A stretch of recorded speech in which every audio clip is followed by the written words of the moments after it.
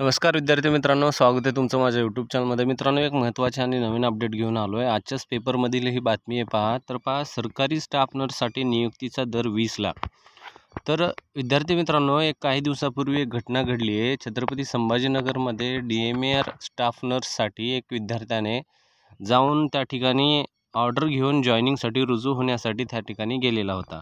तर त्या संदर्भात एक गैरप्रकार आहे म्हणून असं उघडकीस आलेलं आहे। तर त्या संदर्भात हा व्हिडिओ आहे। व्हिडिओ पूर्ण पहा। व्हिडिओ पूर्ण पाहिला तर समजून जाईल काय प्रकार झालेला आहे। आणि जर आवडला तर लाईक करा आणि नवीन असाल तर सबस्क्राईब करायला पण विसरू नका।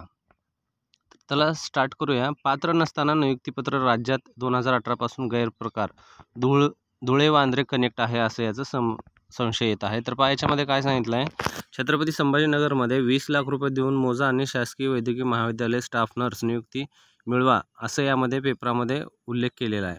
राज्यात 2018 पासून हा गैरप्रकार चालू असल्याचं यामध्ये सांगण्यात आलेलं आहे। छत्रपती संभाजीनगरमध्ये शासकीय वैद्यकीय महाविद्यालय जी घाटी आहे, अपात्र उमेदवार होता तरी पण त्याला कसं काय या ठिकाणी नियुक्तीपत्र देण्यात आलं या संदर्भात हा याच्यामध्ये लेख केलेला आहे पहा। वैद्यकीय शिक्षण व संशोधन यांच्या अधीनस्थ राहून गट क संवर्गातील 2023 मध्ये परीक्षा घेण्यात आली होती। 24 मध्ये गुणवत्ताधारक त्यामध्ये नियुक्ती देण्यात आल्या। 25 मार्च 2025 रोजी जी भरती संपूर्ण झाल्यानंतर त्या ठिकाणी एक विद्यार्थ्याने जाऊन 25 मार्च रोजी काय केलेलं आहे, तर त्या विद्यार्थ्याने जाऊन घाटीमध्ये 27 मे रोजी दाखल झाला, परंतु इतक्या उशिराने नियुक्ती आल्याने त्या ठिकाणी मेट्रोल ऑफिसमधले जे मेट्रन ऑफिस आहे स्टाफ नर्सचं, त्या ठिकाणी त्यांना शंका आली होती की इतक्या उशिरा कसं काय कर्मचाऱ्यांचं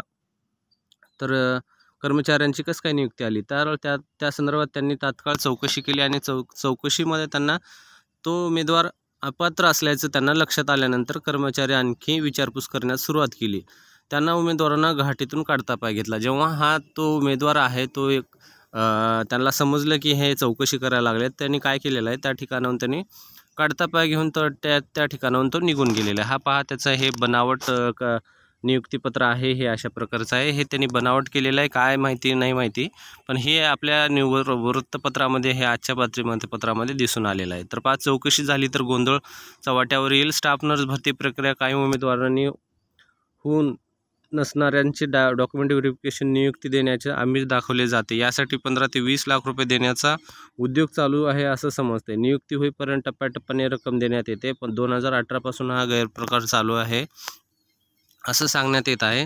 मग म्हणायचे नियुक्तीपत्र बनावट आहे का? पैसे घेऊन स्टाफ नर्ससाठी नियुक्तीपत्र दिले जाते। प्रसंगी मुंबईत फोन केला जातो, कोणी शंका उपस्थित केली तर उमेदवारांना बनावट नियुक्तीपत्र आणल्याचे सांगितले जाते। उमेदवाराच्या अडचणीत सापडतो, गुन्हा दाखल होण्याची भीतीने उमेदवार गप्प बसतात। काही उमेदवार पैसे परत देण्याचा तगदा उद्योग चालविणाऱ्याकडे लावत आहेत। तर पहा धुळ्याहून कारभार आहे। नियुक्तीचे उद्योग करणारे काही जण धुळे येथे कार्यरत असल्याचे सांगण्यात आले आहे। यातील एक जण हा वांद्रे येथील आरोग्य संस्थेत कार्यरत आहे। छत्रपती संभाजीनगरमध्ये या साखळीतील एक व्यक्ती आहे असं यामध्ये दिसून येत आहे। तर यामध्ये जे आयुक्त आहेत DMARचं, तर त्यांचं काय म्हणणं आहे पहा। आयुक्त डॉक्टर राजीव निवेदकर साहेब यांचं काय म्हणणं आहे, डॉक्टर राजीव निवेदकरचं, तर नवीन भरती प्रक्रिया जे आहे असा काही प्रकार झालेला असेल तर छत्रपती संभाजीनगरमध्ये शासकीय वैद्यकीय महाविद्यालय रुग्णालयामध्ये अधिष्ठता गुन्हा दाखल करतील, जर असं कोणी केलं असेल तर।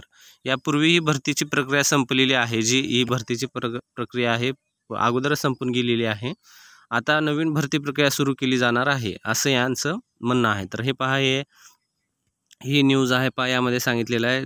छत्रपती संभाजीनगरमधले 2 जूनची ही माहिती आहे पहा। त्यानंतर पहा 4 जूनची ही परत एक आजच्या वृत्तपत्रामध्ये आलेलं आहे। 4 जूनमध्ये हे काय सांगितलं आहे पहा, यामध्ये लायक नसलेल्या उमेदवारांची कागदपत्र पडताळणी कशाला केली जाते, तर स्टाफ नर्स नियुक्ती घोटाळा मुंबईतील 2 रुग्णालयात पडताळणी होणार आहे।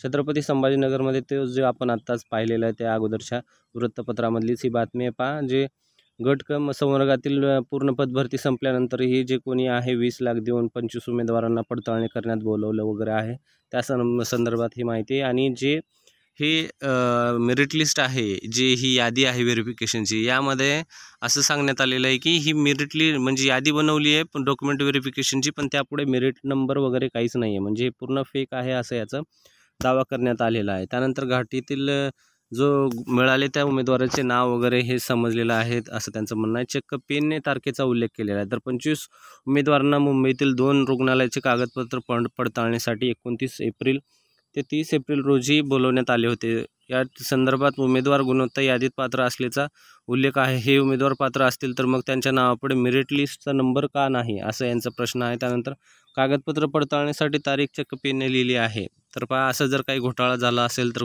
पूर्ण चुकीचं आहे. म्हणजे हे चांगलं नाही आहे. हे पूर्णपणे असलं करणं चुकीचं आहे. जे अभ्यास करतात वगैरे विद्यार्थी त्यांच्यासाठी खूप नुकसानचं आहे मित्रांनो. असं जर काही झालं असेल तर वर्षानुवर्ष अभ्यास करावं लागतं, त्यानंतर हे नोकरी मिळत असते. पण असं काही झालं तर खूप हे धोकादायक आहे. ही काही जी घटना घडली आहे ते. तर पहा, घाटीला मिळाले त्या उमेदवारांचे नाव पहा, यामध्ये सांगितलेलं आहे. छत्रपती संभाजीनगरमध्ये वैद्यकीय शिक्षण रुग्णालयात 27 रोजी जो विद्यार्थी आला होता विभागावर नियुक्ती घेऊन, त्यालाच धक्कादायक प्रकार समोर आला आहे. लोकमत समोर आणल्यानंतर घाटी प्रशासनाने चौकशी करण्याचं त्यामध्ये सांगितलेलं आहे. या प्रकरणी आता कायदेशीर कारवाई करण्याचा निर्णय प्रशासनाने घेतलेला आहे. तर पहा, अशा प्रकारचा हा व्हिडिओ आहे. व्हिडिओ जर आवडला असेल तर व्हिडिओला नक्की लाईक करा. असे अपडेट आपल्या चॅनलवर येत असतील तर हे 2 अपडेट आहेत. तर परत आणखीन एक आहे, तुम्हाला ते पण दाखवून देतो. हे पहा, हे 3 जूनचं आहे. म्हणजे 2, 3, 4 पासून हे कंटिन्यू वृत्तपत्रामध्ये लोकमतच्या यायला लागलेलं आहे. तर पहा, हे 3 जूनचं आहे. 3 जूनमध्ये काय सांगितलं पहा, हॅलो DMRची नवीन ॲड येते का? आपला डायरेक्ट संपर्क, म्हणजे लोकमतने त्यांच्याशी डायरेक्ट संपर्क केलेला आहे. तर पहा, हे DMRचे जे इंदुमती थोरात आहेत, राज्याध्यक्ष आहेत महाराष्ट्र नर्सेस फेडरेशनच्या, त्यांनी काय म्हणले, स्टाफ नर्सची प्रामाणिकपणे परीक्षा घेऊन उत्तीर्ण होऊन अनेकांना घरी बसावे लागते. ते गैरप्रकार करून सेवेत येणाऱ्याचा प्रकार घडत आहे. कारवाई व्हावी, SIT म्हणजे स्टेट इन्व्हेस्टिगेशन डिपार्टमेंट जे आहे त्यांची चौकशी व्हायला पाहिजे, असं यांचं म्हणणं आहे. ते बरोबरच आहे. आम्ही गुन्हा दाखल करू. जे छत्रपती संभाजीनगरमधले अधिष्ठाता साहेब आहेत त्यांनी असं म्हटलं आहे. त्यांनी या प्रकरणी गुन्हा दाखल केला जाईल. वरिष्ठ कार्यालयाशी बोलून वरिष्ठ कार्यालयाकडून ईमेल ऑर्डर असणाऱ्यांचा नियुक्ती दिली जाते.